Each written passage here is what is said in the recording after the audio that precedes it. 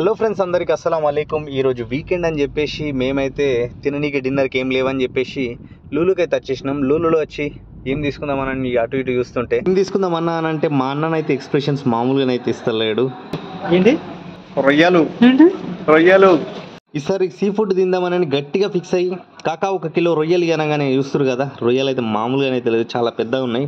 పెద్ద సైజు రొయ్యలు ఫ్రైకి బాగుంటాయని చెప్పేసి రొయ్యలు అయితే తీసుకున్నాం కదా. బిల్ అయితే వేసిన తర్వాత కడుగుమని చెప్పినాం. చూస్తారు కదా వేరే మీట్ ఐటమ్స్ ఏమున్నాయని విడుదలకి అయితే వచ్చినాం. చూస్తారు ఇండియన్ మటన్ అయితే దోళ్ళ తీరిపోతుంది. 44 రొయ్యలంట. మార్కెట్ నుంచి తెచ్చుకున్న ఫ్రెష్ రొయ్యలను అయితే మ్యారినేట్ అయితే చేసి పెట్టుకున్నాం. మ్యారినేట్ చేసిన దాన్ని ఆయిల్ పోసేసి ప్యాన్లో ఆయిల్ పోసేసి అయితే వేడెక్కిన తర్వాత రొయ్యలను అయితే అందులో వేయాలి. మీడియం ఫ్లేమ్లో అయితే కుక్ చేసుకోవాలి. ఎక్కువ ఫ్లేమ్లో కుక్ చేసుకుంటే మాడిపోయే అవకాశాలు ఎక్కువ ఉన్నాయి కాబట్టి మీడియం ఫ్లేమ్లో అయితే కుక్ చేసుకోవాలి. లేకపోతే చిన్న ఫ్లేమ్లో కుక్ చేసుకోండి. చూస్తారు కదా, చాలా మరీ క్రిస్పీగా కాకుండా మరీ సాఫ్టీగా కాకుండా మీడియంగానే అయితే అయింది. Now it's time for dinner. So మేమైతే ప్లేట్లోకి అయితే సర్వ్ అయితే చేసుకున్న దాన్ని అన్నంతో అలా కలుపుకొని ఒక బైట్ తీసుకుంటే ఉంటుంది నోట్లో బ్లాస్టే. మన ఛానల్ని మాత్రం మర్చిపోకుండా అయితే సబ్స్క్రైబ్ అయితే చేసుకోండి.